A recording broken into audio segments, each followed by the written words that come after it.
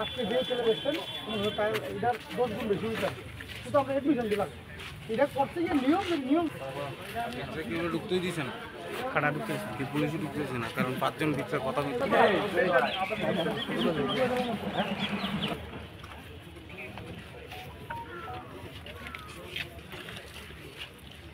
যারা এখন রানিং কলেজে পড়ছে, এরকম কলেজের ডেপুটেশন না, এটাকে আমি ডেপুটেশন বলবো না, ডেপুটেশন পরে এসে লিডার্সরা এসে আমাদেরকে দিয়ে গেছে, কিন্তু সেটা ছিল একটা আমাদের ওপর একটা, আমি বলবো আমরা সব টিচার্সরা যেটা আমরা একটু ভয়ই পেয়েছি যে এইভাবে দরজায় লাথি দিয়ে আমাদের পুলিশ ডাকতে বাধ্য হয়েছে।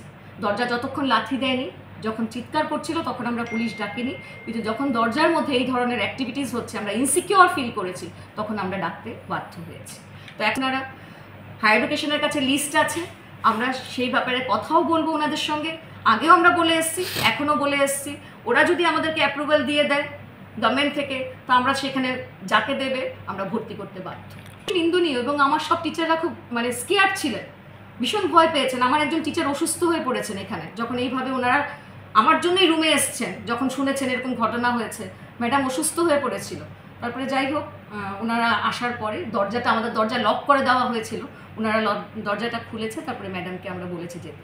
তো সবাই একটু ভয়ই পেয়েছে, কিন্তু যারা লিডার্স আসলো, সো কল রিপ্রেজেন্টেটিভস যারা আসলো, ওনারা আমাদেরকে বলেছে যে ম্যাডাম ভয়ের কোনো কিছু নেই, এরকম ডেপুটেশন যদি অ্যাডমিশন না হয় তাহলে হয়তো বা এরকম আরও বৃহত্তর ডেপুটেশন হবে। তো আমরাও রিকোয়েস্ট করব সবাই